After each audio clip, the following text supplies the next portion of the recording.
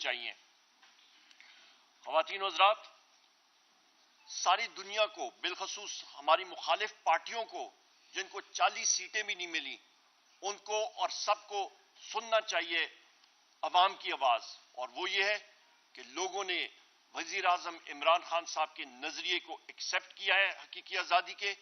اور وہ چاہتے ہیں کہ ملک میں ایک بہتر پاکستان بنے۔ میں یہاں پہ یہ بھی کہتا چلوں کہ جو پارٹیاں اس ریگنگ یا اس دھاندلی کے پروسیس کی بینیفیشریز ہیں، وہ آپس میں اس وقت گتھم گتھا ہو گئی ہیں، جس میں پاکستان مسلم لیگ نون اور پاکستان پیپلز پارٹی شامل ہیں۔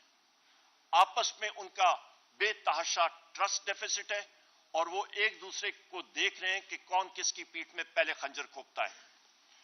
اس کے ساتھ ساتھ میں یہ بھی بات کرتا چلوں کہ مولانا فضل الرحمان صاحب نے بھی اسی بات کی ابھی انکشاف اور انڈورسمنٹ کی ہے جو کہ وزیر اعظم عمران خان صاحب نے پہلے کی تھی، کہ یہ vote of no confidence Pakistan Tehreek Insaf کے خلاف ایک انجینئرڈ پروسیس تھا، اور اس کا انکشاف انہوں نے خود کیا۔ مختلف لوگ ابھی سامنے آ رہے ہیں، اللہ الحق ہے، اور یہ چیز اللہ تعالیٰ لوگوں کی زبان سے، ہمارے مخالفین کی زبان سے خود بلوا رہے ہیں۔ یہ سب سے بڑی انڈورسمنٹ ہے۔ اس عمل میں مولانا فضل الرحمان نے بھی اس دھاندلی کے پروسیس کے حوالے سے بات کی ہے، اور انہوں نے بھی اس کا اعتراف کیا ہے۔ اس کے ساتھ ساتھ مختلف سیاسی پارٹیاں، جس پہ جی ڈی اے سندھ میں پیر صاحب پگاڑو شریف اور ساتھی، ان ساروں نے مظاہرے بھی کیے اور اس چیز کو ہائی لائٹ کیا، اجاگر کیا کہ دھاندلی وہاں پہ بھی ہوئی ہے، اور ایک مخصوص پارٹی کو یعنی کہ پیپلز پارٹی کو، یا وہاں پہ ایم کیو ایم اس کے بینیفیشریز ہیں۔ خواتین و حضرات، میں یہاں پہ یہ بات کہتا چلوں کہ vote of no confidence, engineered vote of no confidence تو ہوا، پر پاکستان کی معیشت کو کیا ہوا؟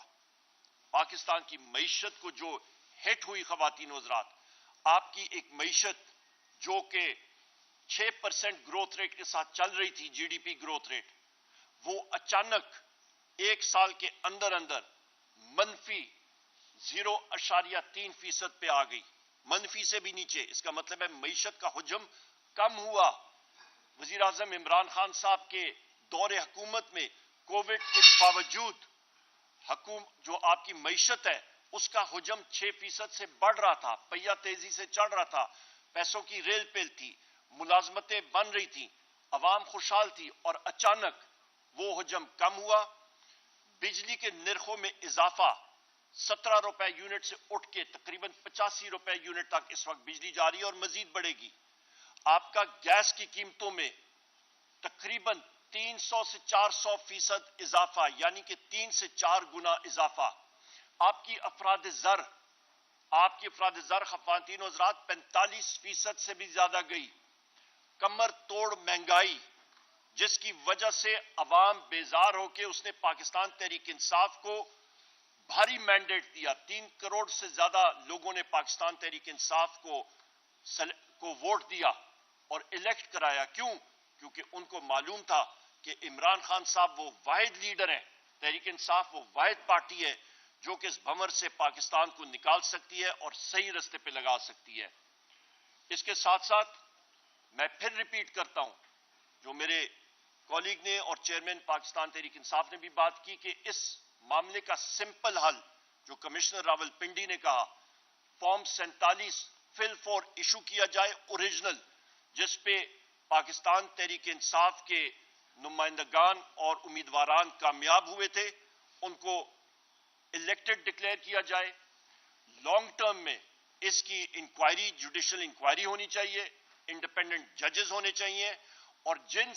لوگوں کے نام کمشنر راول پنڈی میں لیے ہیں